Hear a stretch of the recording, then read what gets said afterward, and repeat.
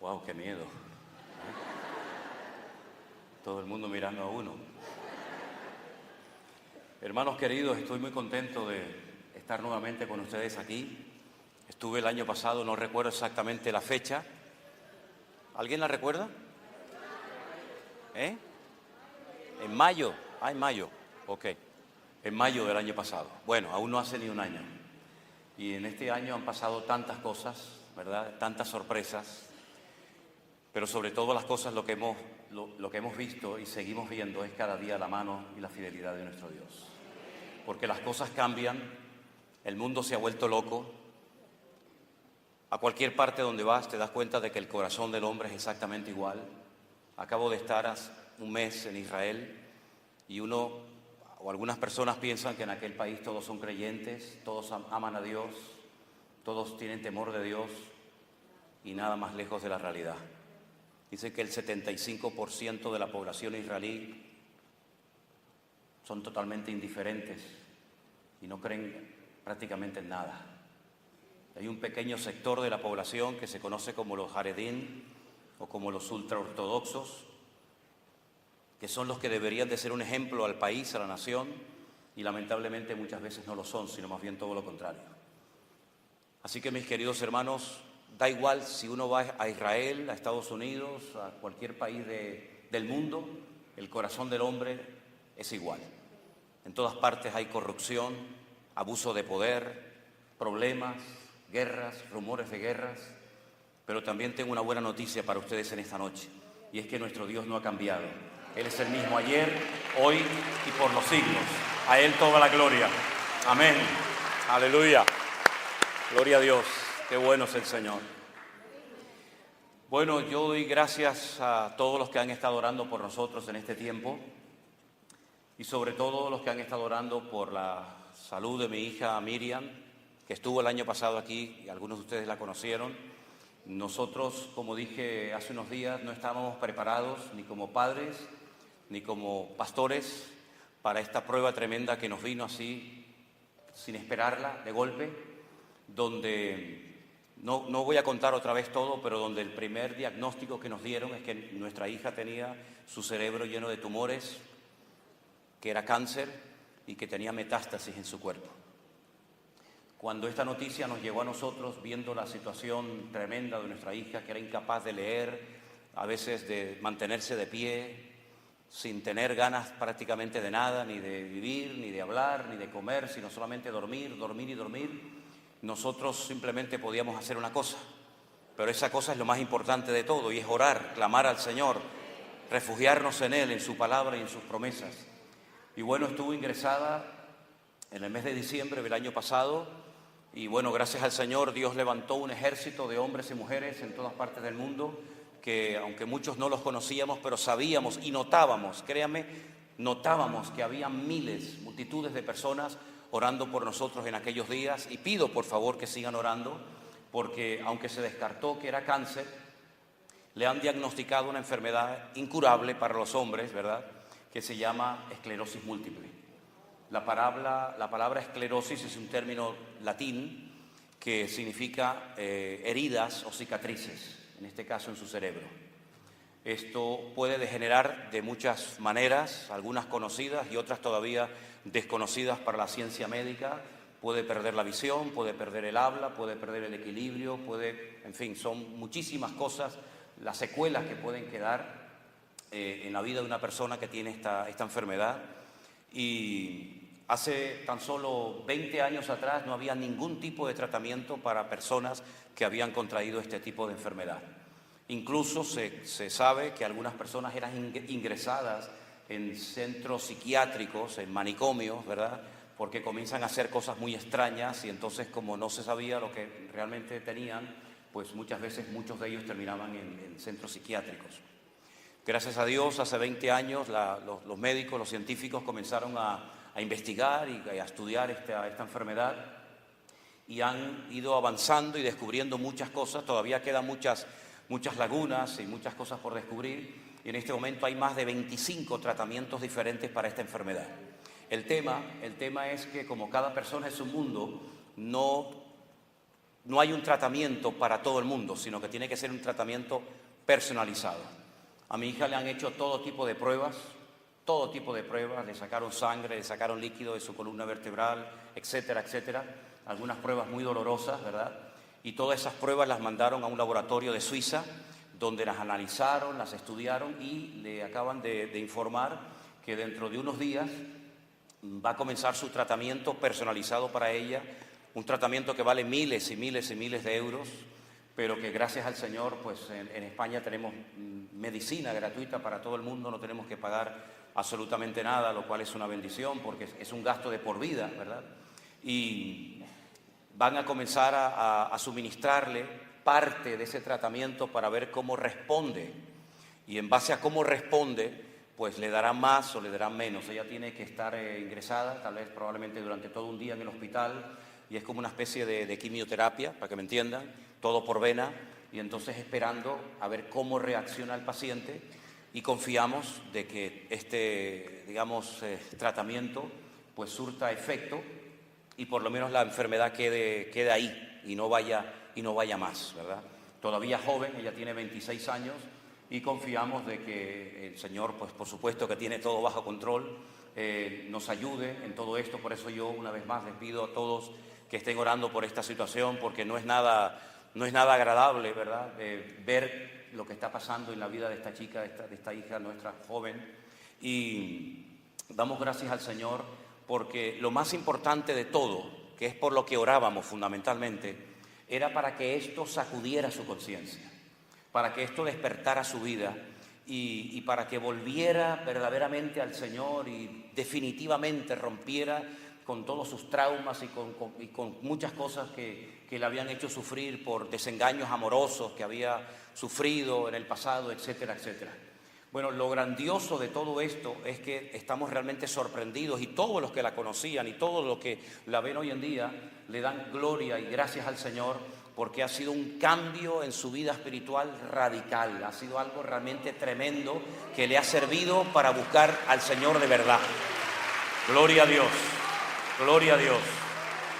Y ella, el día que nos pidió dar testimonio, que ella pudo salir del hospital y subió al púlpito, aunque todavía estaba ahí un poco débil, pero gracias al Señor logró subir a la plataforma y dijo: hermanos, yo sé que mi Dios, si quiere, me puede curar de esta enfermedad. Ella repite constantemente a todo el mundo que le habla de su testimonio ese texto donde dice que una vez hubo un leproso que se acercó al Señor Jesucristo y le dijo: si tú quieres, puedes curarme. Y el Señor le dijo: yo quiero, ¿verdad? Ella dijo: Señor, si tú quieres, porque yo sé que tú puedes quitarme esto. Pero si el sanarme y no tener más esta enfermedad va a implicar que yo me enfríe, que yo me aparte de tus caminos y me olvide de ti, no me la quites nunca. Porque ella ha llegado a la conclusión de que a veces hay misterios y hay cosas que ocurren en la vida de los cristianos que no tienen una explicación lógica. Es que, permítame, es que nuestro Dios no funciona con la lógica, sino funciona con la fe y con la obediencia. Y a veces la fe rompe estructuras y esquemas lógicos desde nuestro punto de vista. Y ella dijo, y fue algo que nos impactó mucho, el Señor no le quitó el aguijón, digamos la enfermedad, al apóstol Pablo. Incluso él le pidió al Señor que se lo quitara, pero Dios dijo no. Porque yo he dicho muchas veces que hay tres formas como Dios responde a nuestras oraciones: con un sí rotundo, con un no rotundo o con un silencio. Y uno tiene que saber interpretar, bueno, pues por la experiencia y por el conocimiento de las Escrituras, qué significa el silencio de Dios, ¿verdad? Porque a veces hay un refrán que dice: el silencio otorga. Entonces ella dijo: Señor, si tú no me quieres quitar esto, yo te daré toda la honra y te daré toda la gloria. Y el día que dio testimonio,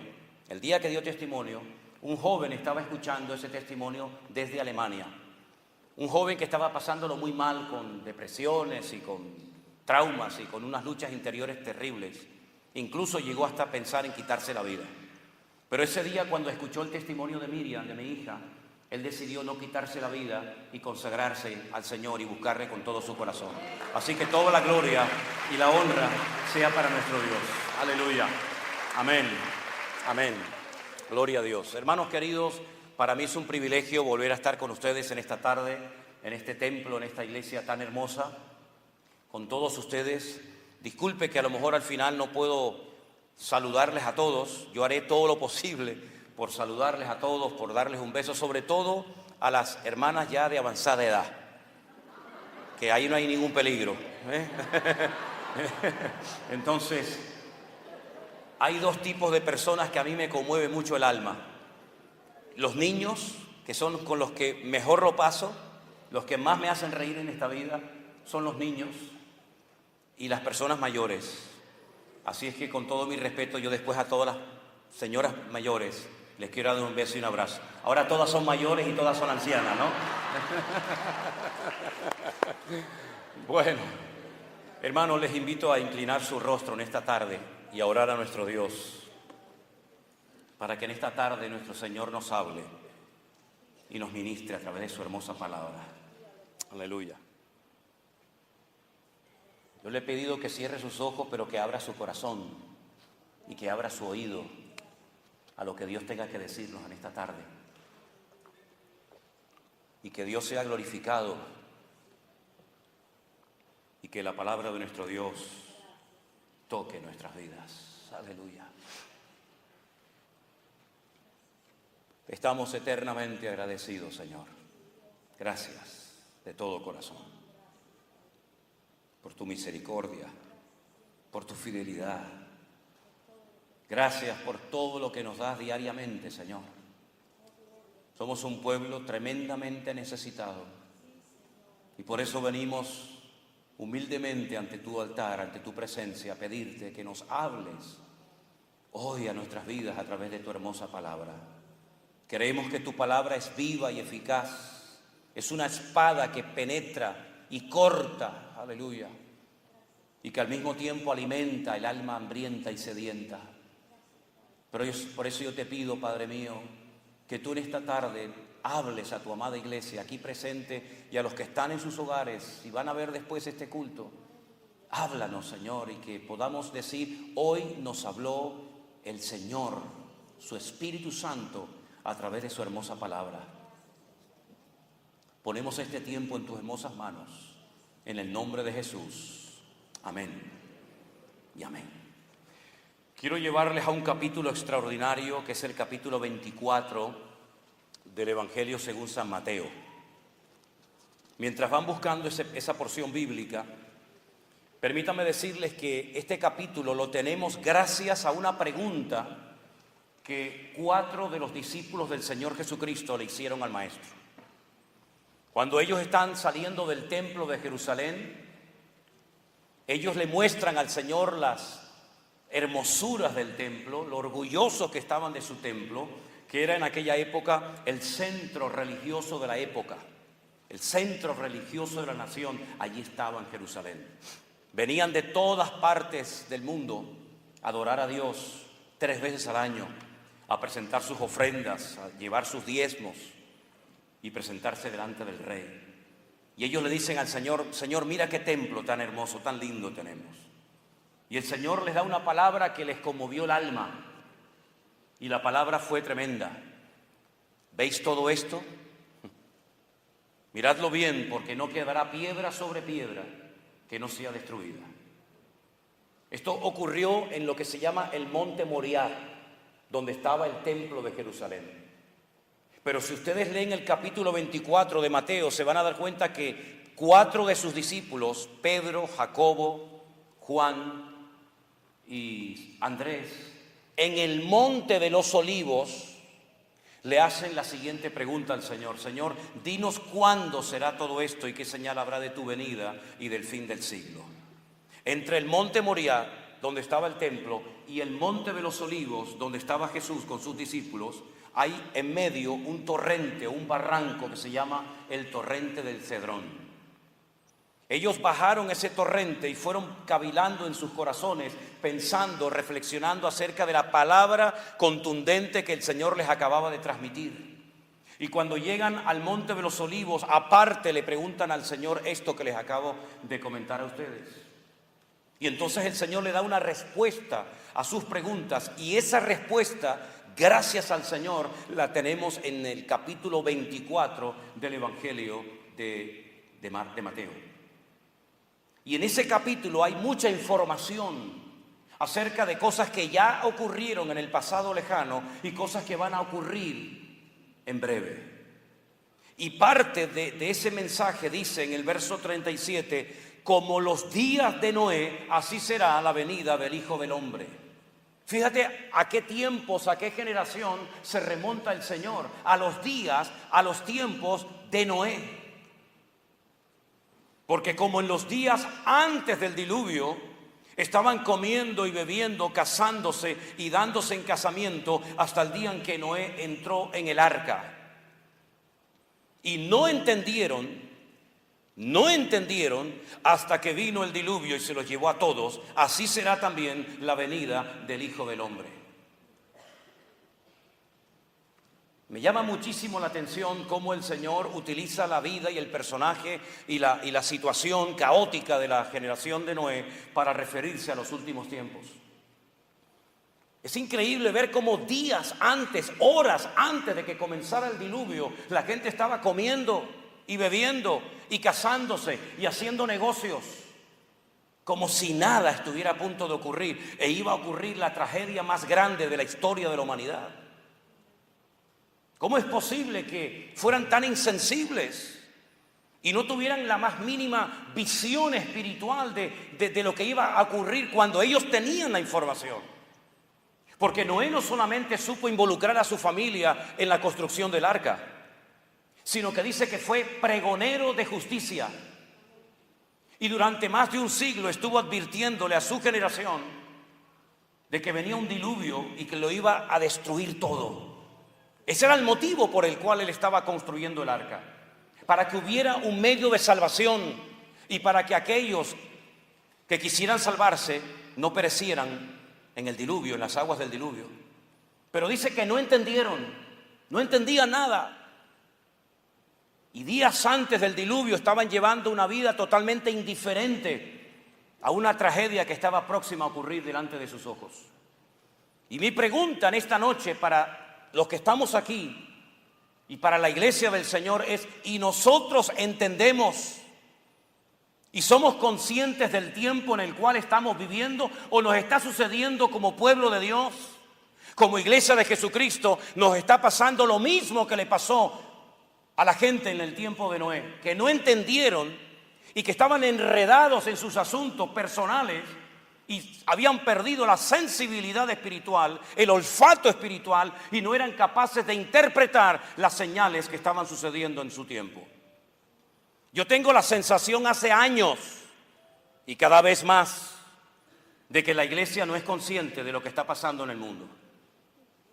Yo tengo la sensación de que hay algunos que todavía no se han enterado y no se han despertado a una realidad de que estamos próximos, más que nunca, al retorno inminente de nuestro Señor Jesucristo y al cumplimiento de las profecías que han estado dormidas durante siglos, pero que están comenzando a ocurrir cosas tremendas delante de nuestras narices.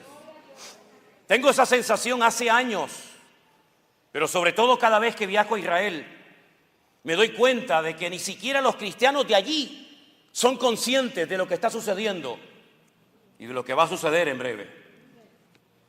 Y hay algunos que están como durmiendo la siesta, como cuando llega el invierno y los osos se meten en la madriguera y duermen y duermen y duermen, y después de meses salen. Yo tengo la sensación de que hay parte de la iglesia, no toda, gracias al Señor, que está como dormida, está como anestesiada, y ve la televisión y escucha los programas en la radio y lee los periódicos y no despierta y no se da cuenta del tiempo tremendo en el cual estamos viviendo.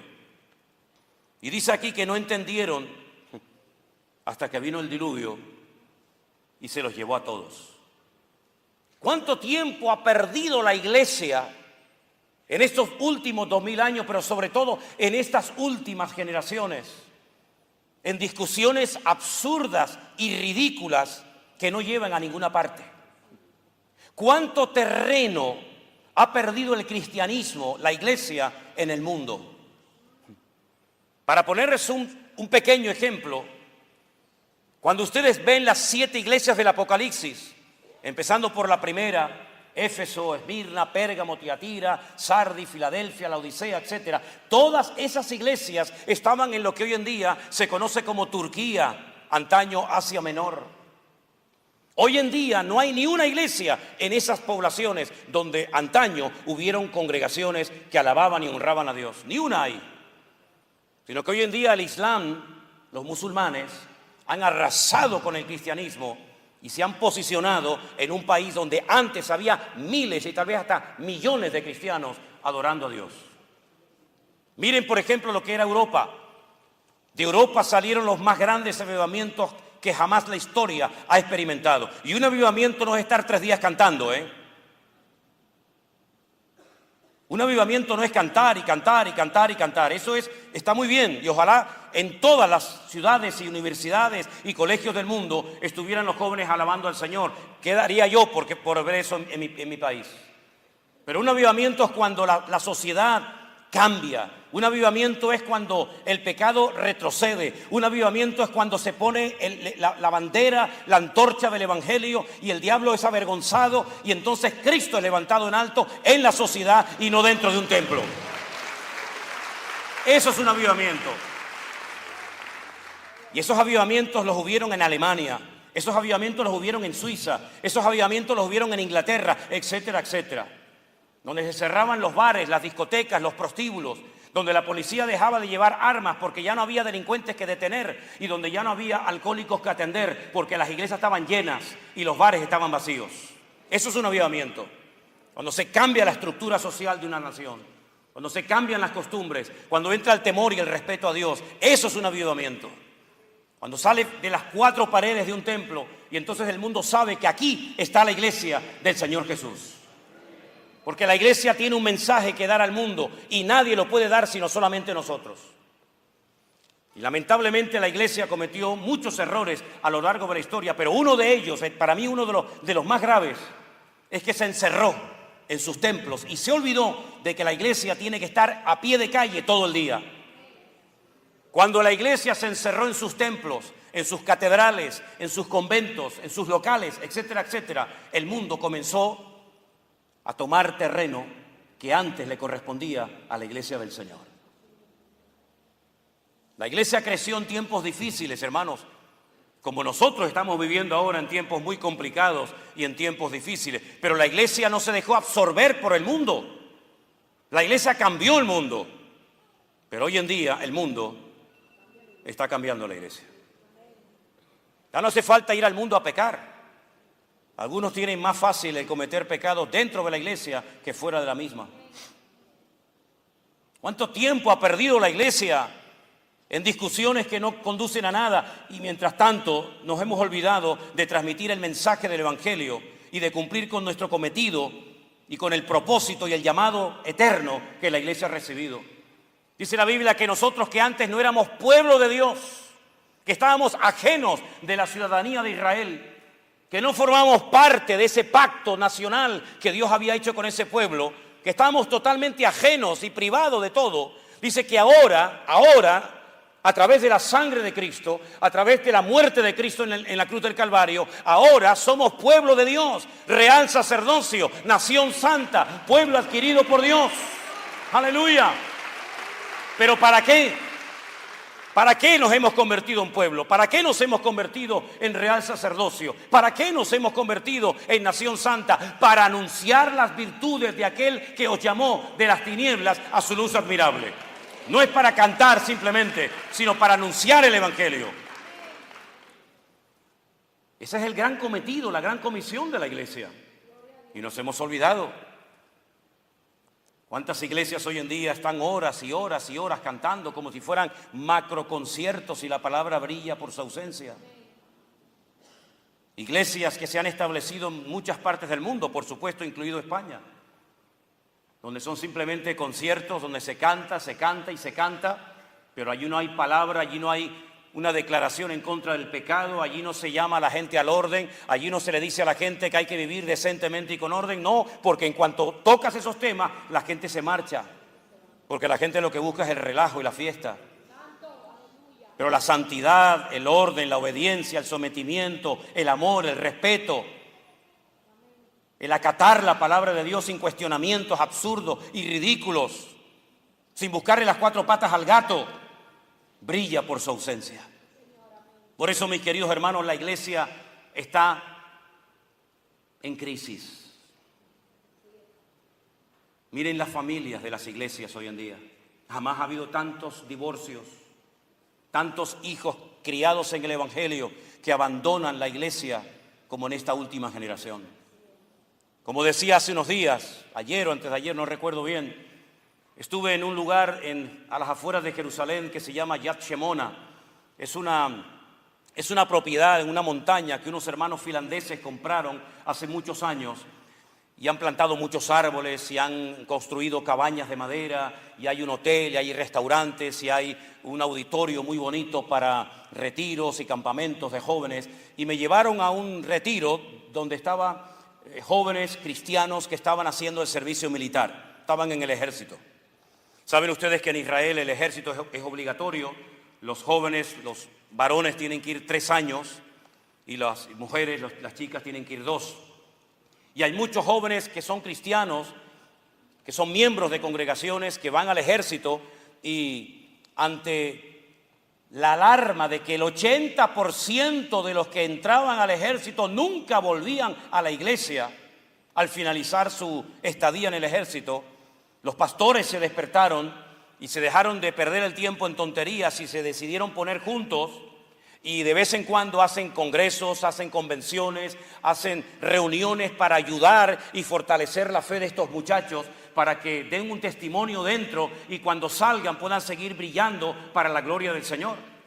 Y esto me hacía pensar, yo digo, Señor, aquel muchacho llamado José lo llevan a Egipto, sin padres, sin familia, sin amigos, sin pastor, sin iglesia, sin nada. Pasa de la noche a la mañana de ser el niño amado y mimado de su padre a ser un esclavo en Egipto. Pero la palabra de Dios nos enseña que aunque parece que todo le salía mal, el Señor siempre estuvo con él. Y cuando pasan los años y sus hermanos van a Egipto, porque no les queda más remedio que bajar a Egipto para comprar alimentos, y él reconoce a sus hermanos, cuando él por fin se da a conocer a sus hermanos, él les dice, no tengan temor, porque no fueron ustedes los que me trajeron aquí, fue mi Dios el que utilizó vuestros celos, vuestra envidia para traerme aquí. ¿Cómo pudo guardar ese muchacho su corazón? ¿Cómo pudo estar tantos años solo, pero manteniendo su santidad y su integridad delante de Dios hasta el punto que él prefirió ir a la cárcel para respetar a la esposa de su amo antes de caer en aquel pecado, en aquel acto vergonzoso? Y fíjense, por ejemplo, aquellos jóvenes que llevaron cautivos a Babilonia, que los castraron porque si tenían que vivir en el palacio tenían que ser eunucos toda su vida, que no podían tener descendencia, ni familia, ni nada, que les cambiaron el nombre, que los intentaron desprogramar, enseñándoles la cultura, la idiosincrasia, la religión, las costumbres de Babilonia, con otra religión, con otro idioma, sin iglesia, sin pastores, sin nada, pero se mantuvieron firmes porque desde el primer día que entraron a Babilonia, dice la Biblia que propusieron en su corazón agradar a Dios y no dejarse contaminar ni manipular sus vidas por nada ni por nadie. Y yo me pregunto, ¿dónde está esa gente hoy en día? ¿Dónde están esos jóvenes como José, como Daniel, como David y tantos? Que lo pongas donde lo pongas, da igual si lo pones en un lugar de inconverso, da igual si lo pones en un lugar sin iglesia, se mantienen firmes al Señor. ¿Qué le ha pasado a la iglesia de Dios? ¿Qué le ha pasado a los creyentes? Bueno, que la iglesia necesita un cambio urgente. En Europa se produjo una gran transformación de la iglesia hace siglos y conocemos ese movimiento como la Gran Reforma, pero yo creo que hace falta hacer una reforma de la reforma. Porque es increíble ver el estado espiritual de muchas congregaciones que no tienen ningún motivo para quejarse, sino para servir al Señor por todo lo que el Señor les ha dado. Y si ustedes supieran los motivos por los cuales se han dividido algunas congregaciones, yo no sé si echarnos a reír o a llorar. Estuve en una congregación que tenía más de 150 años de historia. Una iglesia fundada con sangre y lágrimas. Una iglesia que puso la primera piedra de esa iglesia, la tatarabuela de mi esposa Elena. Donde eran perseguidos, donde eran humillados y donde los jóvenes que se convertían en aquel tiempo a Cristo eran expulsados de sus hogares. No se les daba trabajo, se les cerraban todas las puertas, pues resulta de que en esa congregación durante más de un siglo las mujeres no podían orar. Era pecado mortal, no podían orar. Y un día un pastor, amigo mío, hablando con algunos ancianos, algunos líderes y obreros de la iglesia, dijo: yo creo que sería muy bueno que las hermanas pudieran también orar en un momento determinado, en un culto. Bueno, ¿para qué fue aquello, hermanos? Se produjo una revolución para mal dentro de la iglesia, se dividió la congregación, se pelearon los hermanos y fue un escándalo en un pequeño pueblo donde el pueblo está dividido en la mitad cristianos y la mitad evangélicos. Es tremendo, ¿verdad? Por decirle a las hermanas que ahora podían orar en los cultos, se dividió una iglesia de más de 150 años. Conozco otra iglesia que al principio era muy pequeña, había muy poca membresía. Y entonces cuando llegaba el día de la participación del pan y el vino, la comunión o la Santa Cena o como lo llamen, pues tenían una copa. Porque bueno, al fin y al cabo eran poquitas personas y con una copa pues se cubría. Pero como la iglesia fue creciendo y creciendo, pues hombre, ya con una copa se tardaba demasiado. Y aparte, hombre, no es lo mismo beber de una copa a 4 personas que beber 200 personas. Y con todo esto del COVID y todas estas cuestiones, se decidió darle una copita individual a cada miembro. Se dividió la iglesia. Porque nunca, jamás hemos tomado la Santa Cena en copas individuales, sino tiene que ser la copa del Señor. Y se dividieron y se pelearon. Y algunos se dejaron de hablar. Y algunos pelearon entre sí y se discutieron. Conozco otras iglesias que cuando alguien propuso cantar canciones que no fueran necesariamente himnos, sino coros o como lo llamen, la iglesia se dividió en 20 pedazos, porque eso era un sacrilegio, cantar coritos o canciones y no himnos en una iglesia. Y yo me imagino al diablo frotándose las manos, viendo las ridiculeces por las cuales la casa de Dios se ha dividido y los hermanos se han peleado entre sí y se han dejado de hablar. Hermanos, necesitamos un bautismo, pero un bautismo de amor. Porque si realmente nos amáramos, seríamos capaces de soportarnos.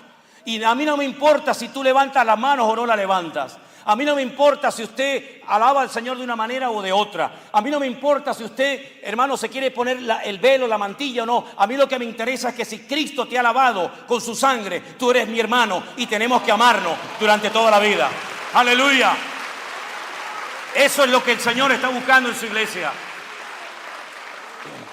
Muchas veces me preguntan: pastor, hermano Sierra, ¿su iglesia a qué denominación pertenece? Y le digo: no me haga perder el tiempo. Hay más de 4.500 millones de inconversos en el mundo que yo tengo que alcanzar de alguna manera antes de que me vaya de este mundo. Y me queda menos ministerio que el que ya he desarrollado. Yo no voy a perder el tiempo en tonterías. Si usted quiere ponernos una etiqueta, venga el domingo al culto, mire el culto y usted póngale la etiqueta que quiera. Pero nosotros tenemos un propósito y una meta y una misión que cumplir en esta vida. Y no vamos a estar perdiendo el tiempo en esta denominación o en otra denominación, o cuántos son o cuántos no son, y cómo alaban y cómo no alaban, y si esto se puede hacer, y si esto tiene vigor o esto no tiene vigor. Hermano, el mundo se está perdiendo. El mundo se está perdiendo mientras la iglesia no se va a poner nunca de acuerdo. Pero es que Dios no nos ha llamado a estar siempre de acuerdo, pero Dios nos ha llamado a mantener la paz, a mantenernos unidos y amar a Cristo y levantarlo en alto a pesar de nuestras diferencias, para la gloria de Dios. Aleluya. Yo noto en la iglesia muchos heridos. En estos 3 años hemos trabajado con muchas personas de muchas partes del mundo, como ustedes saben. Y hemos entrado en contacto con personas que hacía muchos años que no se congregaban. Conocí en México una hermana que me decía que hacía 18 años que se había apartado de los caminos del Señor. Conocí en el Monte de los Olivos precisamente a una hermana colombiana que estaba sola en Israel y que pidió unirse a nuestro grupo. Y cuando ella abrió su corazón por las heridas, por lo mal que lo había pasado en su congregación, en su juventud, hacía 40 años que había dejado de congregarse. Con este tipo de personas hemos tenido que lidiar y trabajar en los últimos años. Con gente herida, gente lastimada. Y déjenme que les diga algo. Ser herido en la vida es inevitable. No vayas por la vida creyendo que nunca te vas a sentir ofendido, ni herido, ni maltratado, ni malinterpretado. Es imposible. Porque somos de carne y de hueso. Y por muy cristianos o pastores que seamos, tenemos emociones, tenemos sentimientos. Pero déjame que te diga algo. Cuando un soldado es herido en el campo de batalla, se le saca inmediatamente para tratarlo, para curarlo, para vendar sus heridas, para que se cicatricen cuanto antes, para que vuelva a estar otra vez en primera línea en el campo de batalla y vuelva a ser otra vez efectivo y eficaz. Y tú no vas a ser un cristiano, no vas a ser un ministerio efectivo en el reino de Dios, causando impacto en las filas del enemigo, si tu alma está herida. Porque hay heridas del alma que gente las lleva arrastrando durante años. Hay 37 enfermedades del alma mencionadas en la Biblia.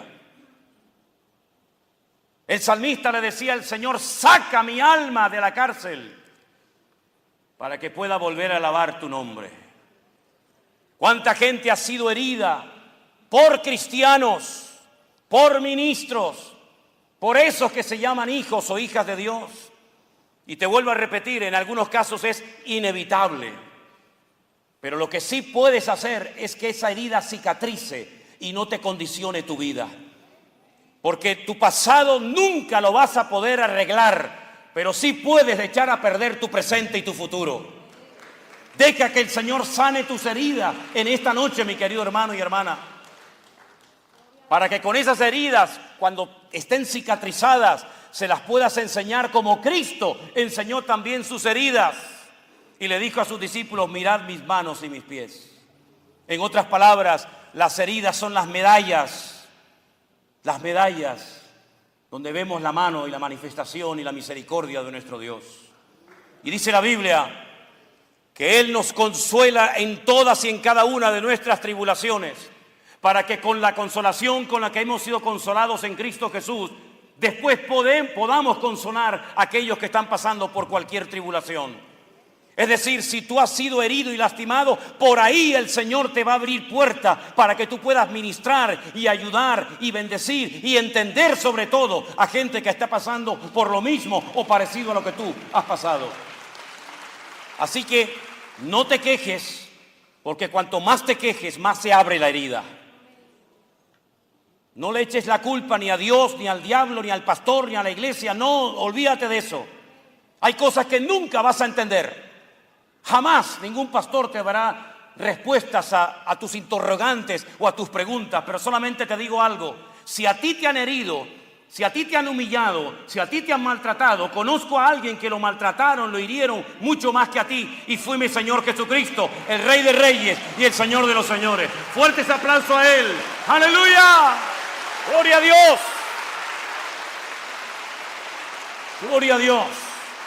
Miren, sobre todo en la década de los años 60, se enfatizó mucho el evangelismo a nivel de masas. Todos tenemos en mente al doctor Billy Graham, aquel hombre que fue tremendamente utilizado, y tantos hombres de Dios que el Señor levantó antaño. Pero ¿saben una cosa, mis queridos hermanos? Si bien es cierto que es importantísimo y de vital importancia evangelizar, Hay un ministerio que se ha perdido en la casa de Dios y es el de restaurar al que ha caído. Muchas iglesias no saben restaurar al que ha caído y tropezado. Yo creo que hoy en día a David no lo invitarían a muchas congregaciones. Imagínense que yo fuera pastor de esta iglesia y dijera, el próximo domingo vamos a tener una visita especial. Vamos a tener a un gran cantante, un gran adorador, un hombre que ha compuesto salmos, un hombre que ha peleado contra gigantes y los ha vencido a todos, un hombre que ha matado osos y leones, pero tengo que decirles algo, hermanos, no se me asusten. Es un hombre que se acostó con la vecina y mató al marido. Pero pastor, ¿pero a quién nos va a traer usted el domingo a predicar a la iglesia? ¿A un asesino? ¿A un adúltero? No, al dulce cantor de Israel. Porque Dios perdona y olvida. ¡Aleluya! A ese es el que traeríamos. ¿Quién invitaría a un predicador que, hermano, es un tremendo predicador, ha hecho milagros, señales, prodigios, caminó con Cristo por encima de las aguas, pero le negó públicamente diciendo, yo no le conozco, yo no sé quién es? ¿Quién invitaría a predicar a un hombre que dudó y dijo públicamente, si no meto mis manos en su costado, no creo? Queridos hermanos, gracias a Dios que nosotros no vivimos en los tiempos bíblicos. Porque a lo mejor en vez de haber hablado del pecado de David, la Biblia hablaría del pecado de José Manuel Sierra. Y en vez de haber hablado de Pedro que negó al Señor, a lo mejor ahí estaría tu nombre.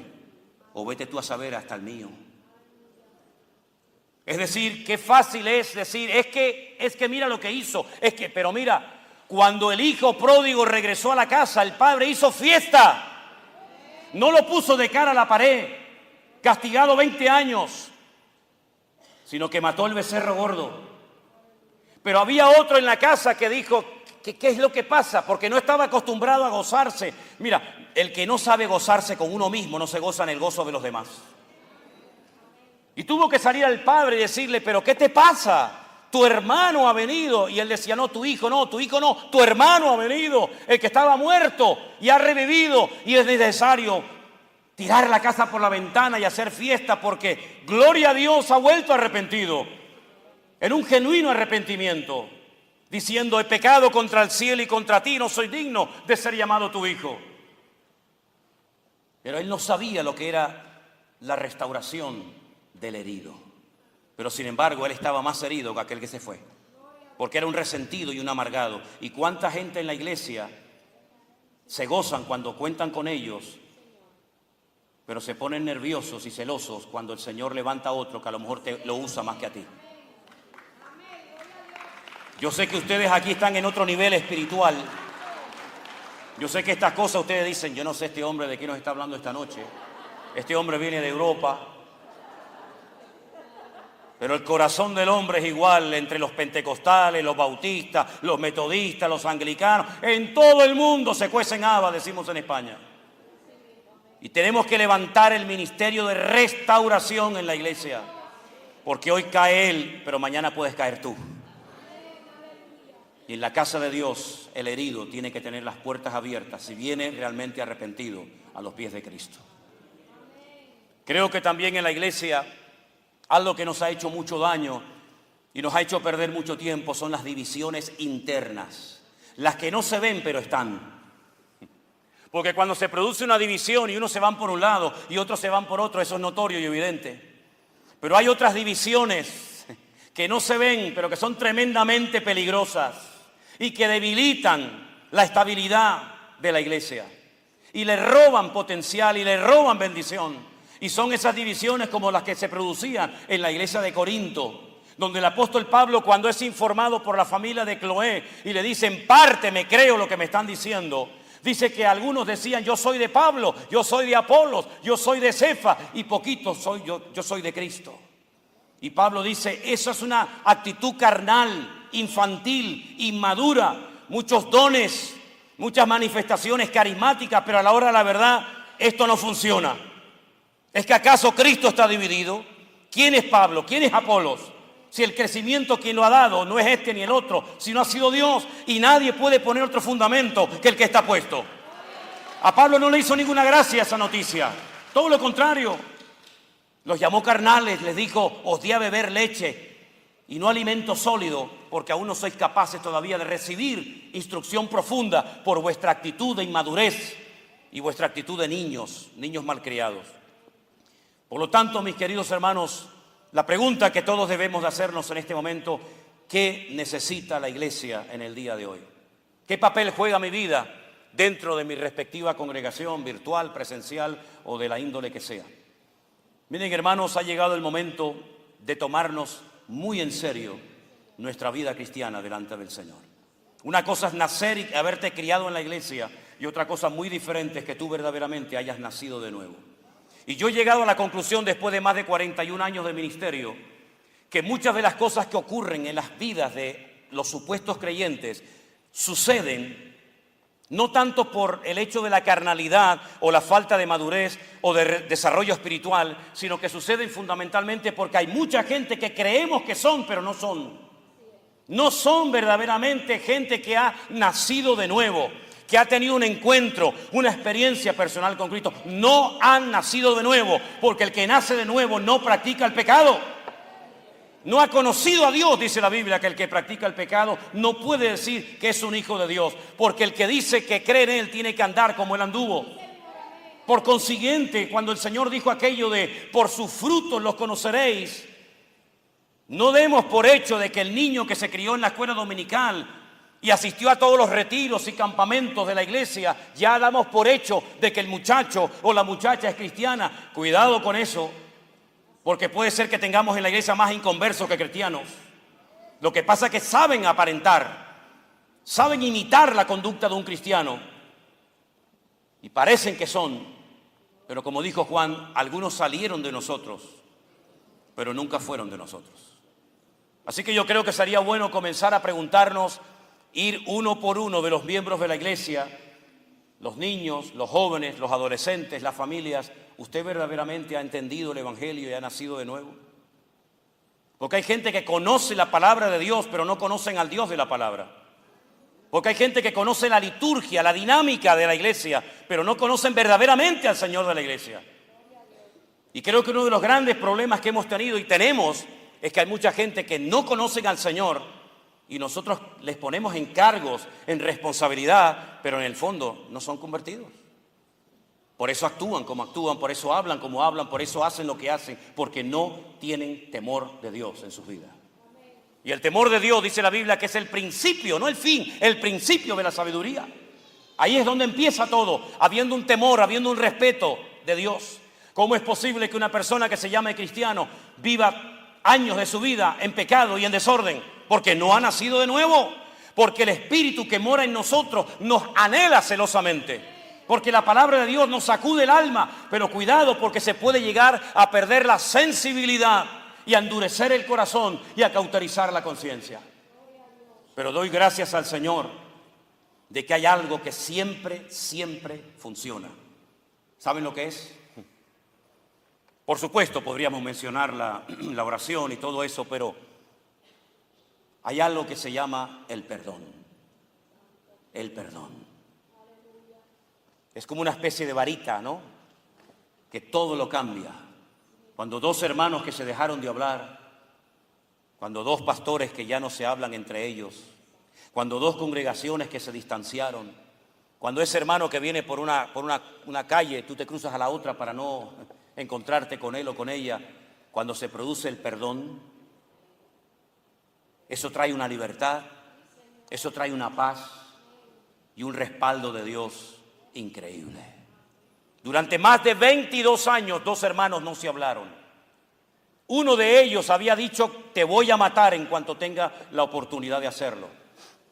No pudo hacerlo porque se fue lejos, pero siempre tuvo esa obsesión en su cabeza: mataré a mi hermano por lo que me hizo, mataré a mi hermano por todo lo que me engañó. Pero llegó un momento en el que se encontraron los hermanos gemelos, Jacob y Esaú, y la Biblia dice que se abrazaron, se perdonaron, es decir, se reconciliaron el uno con el otro. y se produjo una restauración de relaciones deterioradas y vino la paz a las vidas de ambos. Allí había un chiquitito llamado José que no había visto nunca en su vida al tío Esaú, y cuando vio cómo él se besaba con su tío y se abrazaban y se pedían perdón y ambos lloraron, años más tarde ese niño, cuando es despreciado por sus hermanos, él recuerda aquella escena que vio de niño, que vivió cuando era pequeño, y entonces él es capaz de perdonar a sus hermanos, porque el perdón no se aprende leyendo un libro, el perdón se aprende practicándolo en la casa del Señor. Aleluya. Amén. Así es.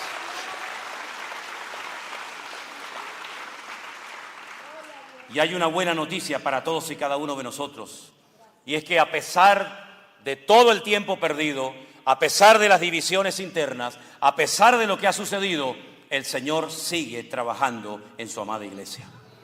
Dios está levantando un remanente en todas partes del mundo de gente fiel, de gente que va en serio, de gente que quiere vivir en santidad, en orden, de gente que no quiere levantarse a sí mismo, sino que quieren levantar en alto el nombre de Cristo para que lo miren a Él y no te miren a ti. Y déjame decirte algo para concluir en esta noche. Muchas cosas que leemos en la Biblia, muchas veces las leemos, pero en el fondo no somos conscientes de lo que ese acto, ese número, esa palabra quiso decir en ese momento. Como por ejemplo, yo le digo a los hermanos cuando viajamos por el mar de Galilea, por el Kineret, yo les digo, hermanos, ustedes no se dan cuenta, no recuerdan que cuando llegaron a la orilla, aquellos discípulos que habían recién agarrado una pesca milagrosa tremenda, Juan dice que contó los peces que habían pescado y dice que dijo, aquí hay 153 grandes peces. Y algunos dicen, bueno, es que en el mar de Galilea hay 153 especies de peces diferentes. Sí, es verdad, pero hay mucho más que eso. ¿Por qué dijo Juan que había 153 peces en aquella pesca milagrosa? Porque es la firma de Dios. Porque el idioma hebreo es un idioma alfanumérico. Cada letra es un número y cada número es una letra. Y cuando usted pronuncia la frase o la expresión Ani Elohim, yo soy Dios, el valor numérico de dicha frase es 153. Como diciendo, yo fui el que hice este milagro. Hay muchos detalles en la Biblia que pasan desapercibidos y déjeme que les haga gráficamente uno de ellos. La palabra de Dios nos dice en el Evangelio según San Juan que cuando María Magdalena llegó a la casa donde estaban los discípulos reunidos, les dijo, he visto al Maestro, ha resucitado. Salieron corriendo dos de sus discípulos, Pedro y Juan, ¿se acuerdan? Dice la Biblia que Juan llegó pero no entró al sepulcro, a la cueva donde había sido depositado el cuerpo del Maestro. Pero Pedro dice que entró, vio y creyó. Qué interesante, ¿no? Esos tres verbos. Entró, vio y creyó. Miren, hermanos, en aquellos tiempos de esclavitud, donde los amos tenían criados para que les hicieran todas las cosas, la limpieza del hogar, el trabajo en el campo, servirle las mesas, limpiarle los pies, etcétera, etcétera, habían gestos, habían cosas que se hacían, que era como un mensaje sin palabras a los esclavos que servían, que ellos entendían perfectamente lo que su amo le acababa de decir sin pronunciar ni una sola palabra. Y había un gesto que era el siguiente. Cuando usted estaba comiendo en aquella época bíblica, si usted se tenía que levantar y ausentarse de la mesa por cualquier motivo, usted cogía su servilleta, imaginemos que era una cosa como esta, no tengo otra cosa. Era una cosa como esta, y usted tenía que ausentarse unos momentos, y usted no iba a volver porque le surgió un problema, le surgió una situación, y usted no va a volver más, usted no va a volver más. Entonces usted cogía la servilleta y hacía así. La tiraba así, toda arrugada, la tiraba en la mesa. Cuando el esclavo pasaba por el asiento, por la mesa, donde estaba su amo, y veía la servilleta así, toda arrugada en la mesa, mi amo ya terminó, ya no va a venir más, ya terminó de comer. Pero dice la Biblia que cuando Juan entró al sepulcro, él dice que vio el sudario así, bien dobladito, allí, puesto. Cuando alguien no había terminado de comer, lo dejaba bien doblado en la mesa para que el amo no recogiera los platos, sino dijera, todavía no ha terminado. El Señor Jesucristo cogió el sudario cuando resucitó y lo dobló así y dijo sin palabras, no he terminado mi obra en mi iglesia. Volveré pronto a buscar a mi amada. Fuerte ese aplauso a nuestro Dios. ¡Aleluya! Fuerte ese aplauso. Póngase de pie y apláudele al Señor. Fuerte ese aplauso, hermanos. ¡Aleluya! ¡Gloria a Dios!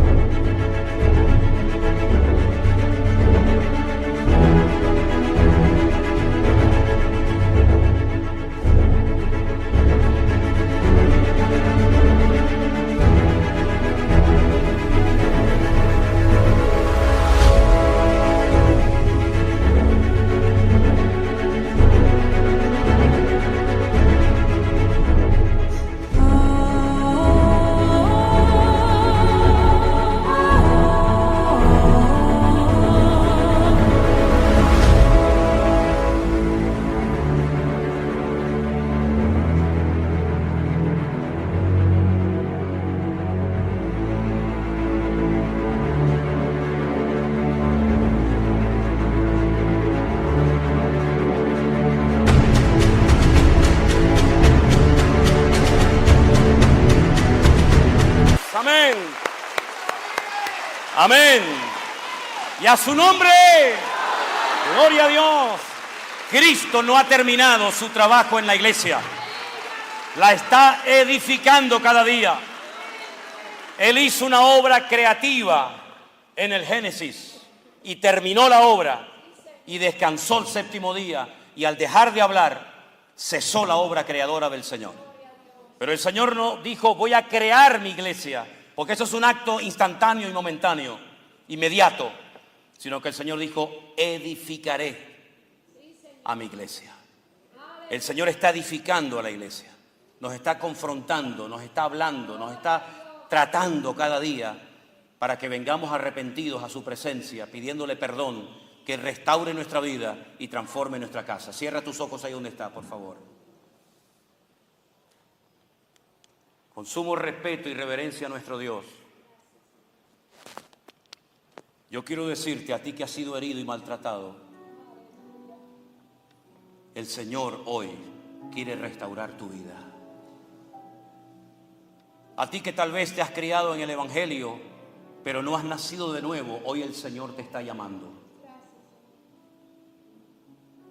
A ti que has perdido la ilusión por servir al Señor y ya ni siquiera tienes ganas de leer la Biblia, ni de orar, ni de congregarte, hoy el Señor a ti también te está llamando. Ven a Jesús en esta noche, mi amigo. Ven a Él. Él te está esperando con los brazos abiertos. Él te dice hoy, venid a mí los trabajados y cargados, que yo les haré descansar.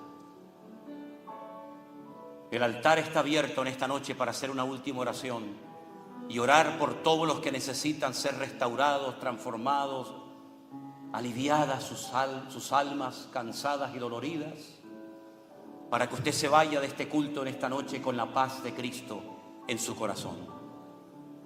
Si usted quiere que oremos por usted y te quieres reconciliar con Cristo, quieres recibirle en tu corazón, quieres que el Señor haga una obra preciosa en ti y vuelvas a tener el fuego de Dios en tu corazón, pasen al frente y aquí juntos estaremos orando a nuestro Dios en esta noche. Que Dios les bendiga. Que Dios les bendiga a todos ustedes. Aleluya. Te alabamos, Jesús. Oramos, hermanos queridos. Padre amado, Dios todopoderoso, creador del cielo y de la tierra, tú que amaste tanto al mundo que enviaste a tu Hijo unigénito, para que todo aquel que crea en Él no se pierda, mas tenga vida eterna. Yo te ruego en esta tarde, Señor, que mires estas almas necesitadas que han pasado al frente, buscando tu ayuda, buscando tu bendición. Señor, restaura corazones, cierra heridas producidas por maltratos, por malos entendidos o por lo que sea, Padre. Yo te ruego que unas a los hermanos en ese ferviente amor de Cristo, que rompas cadenas, que rompas barreras, que se produzcan actos genuinos de restauración y de reconciliación en la casa de Dios. Que tú te lleves, Señor, malos entendidos y divisiones absurdas y ridículas que no conllevan a nada. Padre Santo, une el corazón de los hijos hacia el corazón de sus padres. Trae restauración a las familias cristianas, a los matrimonios que se han peleado y han discutido y se han distanciado el uno del otro. Señor, que nos amemos con el amor de Cristo para que el mundo crea que somos tu amada iglesia. Padre, yo te ruego en el nombre de Jesús que tú en esta noche hagas una obra que marque un antes y un después en nuestras vidas, y que no le demos ocasión al diablo bajo ningún concepto, sino que podamos mantenernos unidos y cumplir con nuestro cometido, cumplir con nuestro llamado y llevar tu palabra hasta el último rincón de este mundo, Señor. Rogamos para que levantes a tu amada iglesia y avives tu obra en medio de los tiempos, y que el mundo sea sacudido por la iglesia y no la iglesia sacudida por el mundo. Arranca de nosotros toda vanidad, toda carnalidad, toda cosa que no te agrada a ti, amado Dios, y trae respeto, orden y santidad a la casa de Dios, para que el mundo, Señor, vea que todavía hay un pueblo que ama y reverencia a Dios, y te daremos a ti toda la gloria y la honra por los siglos de los siglos. Amén, amén y amén. Dios les bendiga, mis queridos hermanos. Saluda a su hermano en esta tarde con un abrazo. Dígale, hermano, Dios le bendiga, Dios le guarde toda su vida. Bendiciones. Dios le bendiga, mi hermano querido. Dios le bendiga. Amén. Dios te bendiga, mi hermano.